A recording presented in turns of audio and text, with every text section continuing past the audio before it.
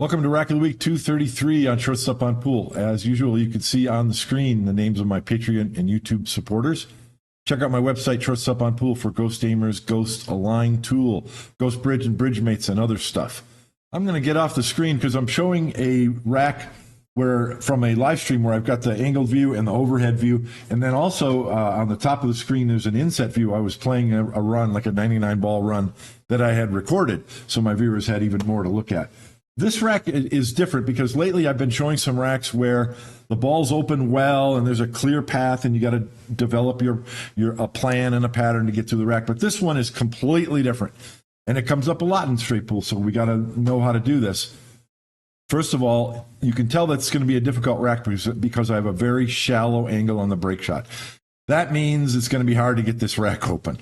I've got to hit this really hard because I have a shallow angle and to get the cue ball over here with any kind of force.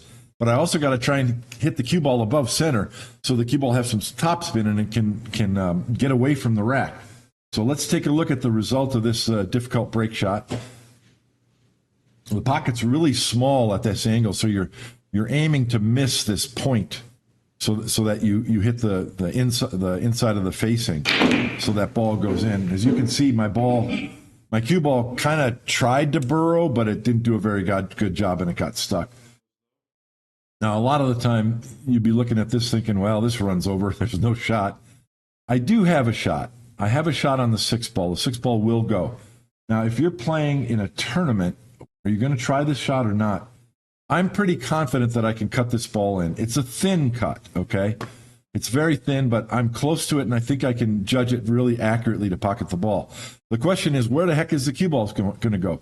So there's no rack analysis here. We're not looking at a break ball, key balls, patterns. We're just trying to make the ball and get another shot, one shot at a time. Sometimes that's all you can do. Now, I know that the cue ball, I'm going to be elevated, so it's going to have right English on it, and the cue ball is going to take this path. So it stops here. I've got a shot on this ball. If it comes farther, I'll have a shot on this in the side. If it comes even farther, I might have a shot on the 10. So I can't tell you where the cue ball is going to stop. I was hoping it would stop for the ball on the side, and it did, but I would prefer it to be up higher, so my cue ball is going to go this way off the ball on the side, or as I'm motioning, if the cue ball came farther, then I'd have a good shot on the 10 and an opportunity to open up these balls, which would be great. But I don't have that, so I only have one shot. So what do? One shot at a time. Now, if this is a tournament match, the shot here is to pocket the 4-ball on the side, follow the cue ball to the side rail and up here. Then the 4-ball comes out and gets spotted probably right here in the rack, and you're leaving your opponent in a tough position. But this is a solo run attempt, so which is more fun because you get to just go for it. Now, I'd love to be able to draw this back and spin down to get on the 10, but I have too much angle. I can't do that. So I'm just drawing it into the back as hard as I can. You saw the draw stroke on there, outside, low right. So, hey, you got to be thinking pretty good about this because now I've got a shot. One shot. One shot at a time is all we can do. I would love to find a shot where I can crash into this whole pack now. You notice by just making that 6-ball and then nudging this ball down, all of a sudden it doesn't look like as intimidating of a pack because I've gotten this part of the pack loose. So I just need a shot to get up into these balls. So obviously I can make the 15 and bump the 2. That's about all you can do.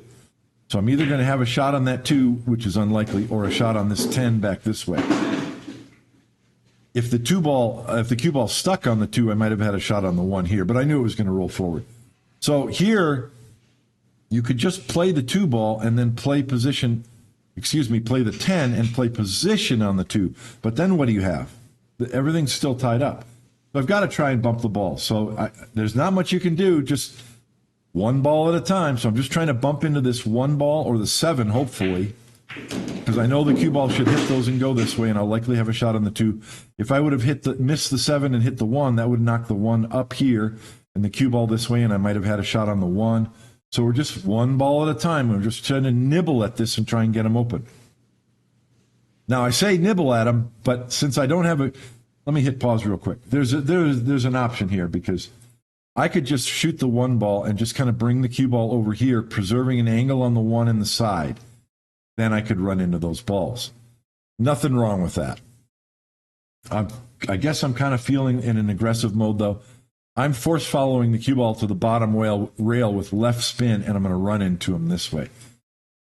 I like that better because if you run into the balls off the one going this way, then you're pushing the balls that way towards the rail, and your cue ball's going that way too. If you're running into them in this direction, then you're pushing them up away, and there's less chance of tying up into these balls. It's probably 50-50. I just think you have a little bit better chance. So I'm force follow with left spin.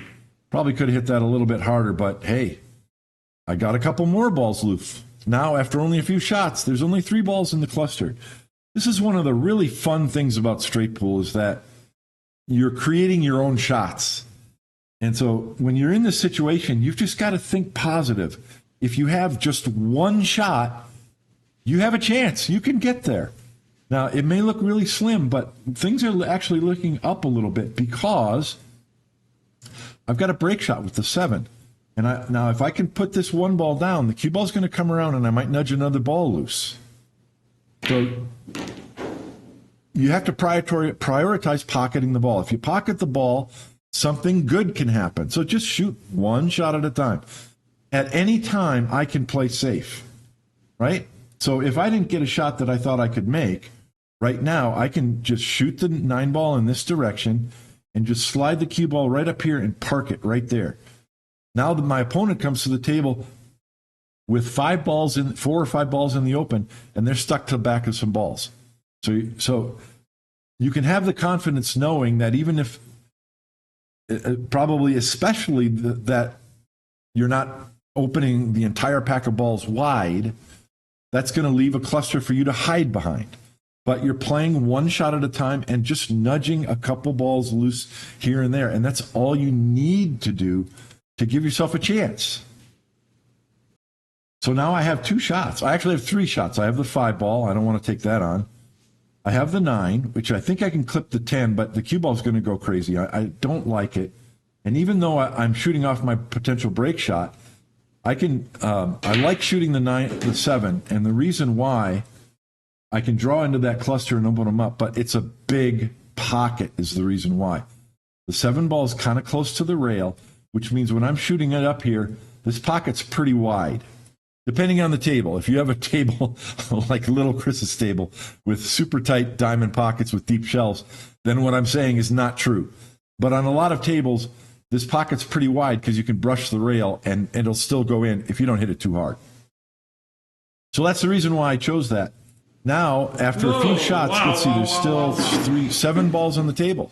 So I've only pocketed 7 balls, but look, they're all wide open now. And I don't have a great break shot, but I have a break shot.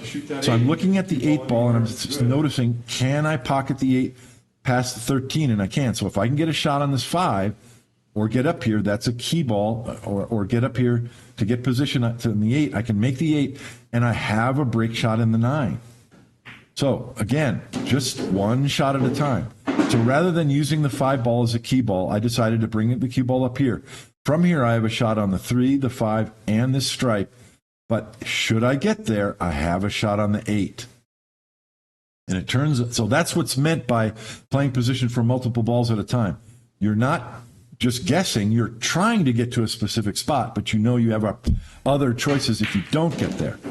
So I was hoping the 13 or this stripe ball wouldn't move the 9, but it did.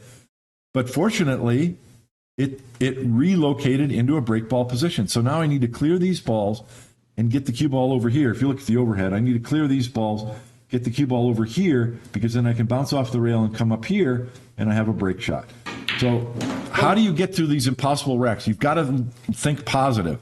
Now, I overcooked my position. I wanted the cue ball where I'm pointing for the 5, because then it's just easy to shoot the 3 and get over here.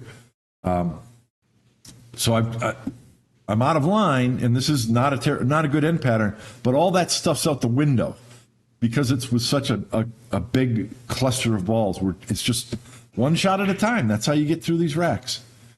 I've never shot a shot that I wasn't sure I could make.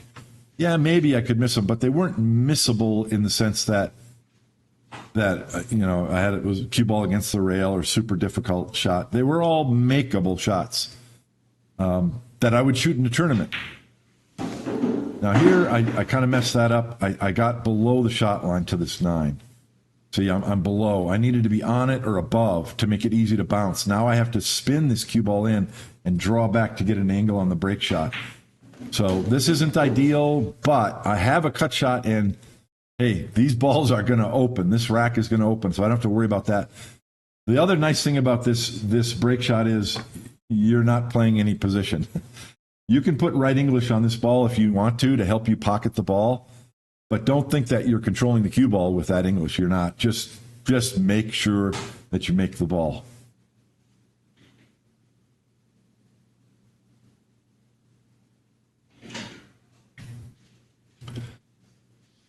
Would have been much better if my cue ball was way over here. Then I could try and control the cue ball.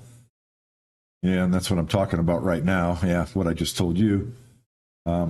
As it is, focus and make this ball. This rack will open.